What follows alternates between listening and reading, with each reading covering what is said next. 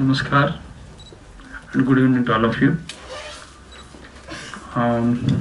Let me request Professor Indranath Chaudhary ji, who was our former Secretary of Sahitya Academy, to welcome Dr. Guha ji with a gamcha and also a packet of books. Please, sir.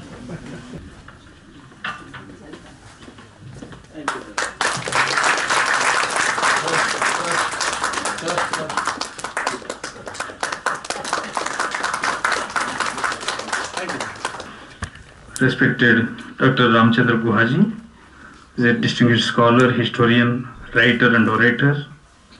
All the dignitaries who are assembled here and friends. I am glad to welcome all of you for this 65th Foundation Day celebration. And today Dr. Guha will talk about Mahatma Gandhi as a communicator.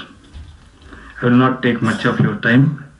I am also very eager to, like every one of you, to listen to Dr. Guha. And just would like to share some of my thoughts about the journey which the Academy has gone through in the past 65 years.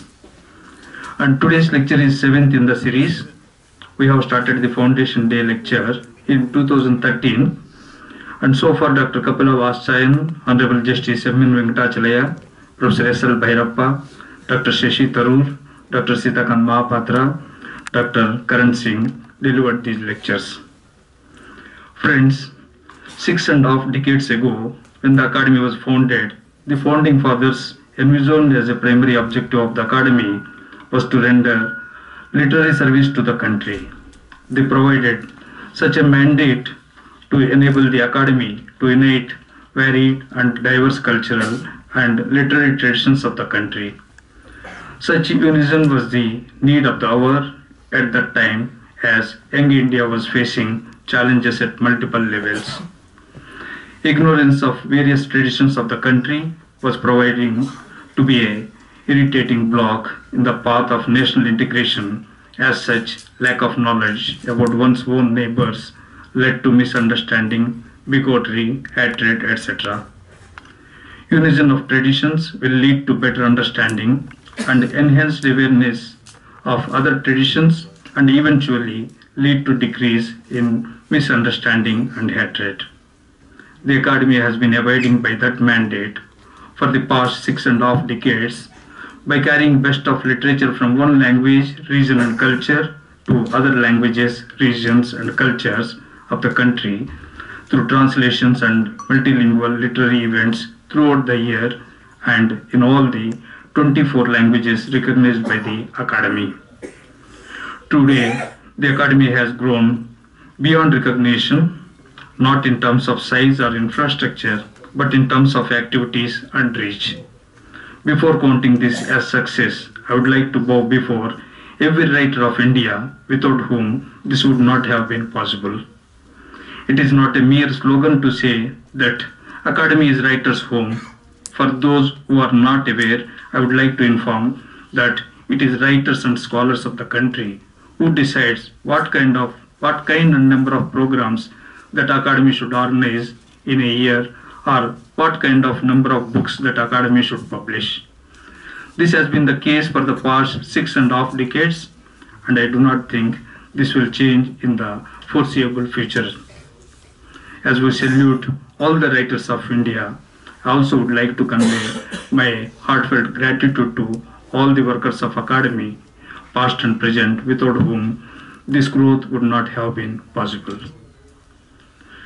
Dr. Ramachandra Guha, as you know, is a very distinguished historian, biographer, scholar and writer, and he has taught at the Universities of Yale and Stanford, held the Arnes Chair at the University of Oslo, and has been Indo-American Community Visiting Professor at the University of California at Berkeley, besides serving as the Philip Roman Professor of History and International Affairs at the London School of Economics.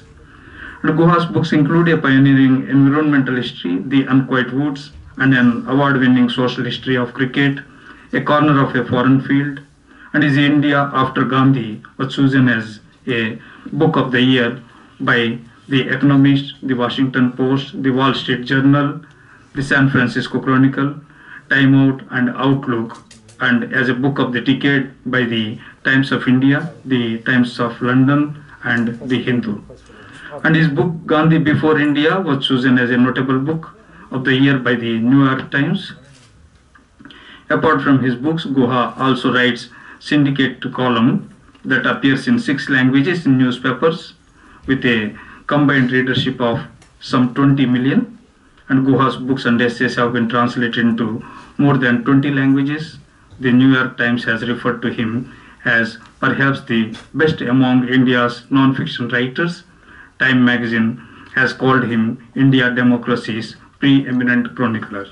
And Dr. Ramachandra Guha is the recipient of a large number of awards and accolades.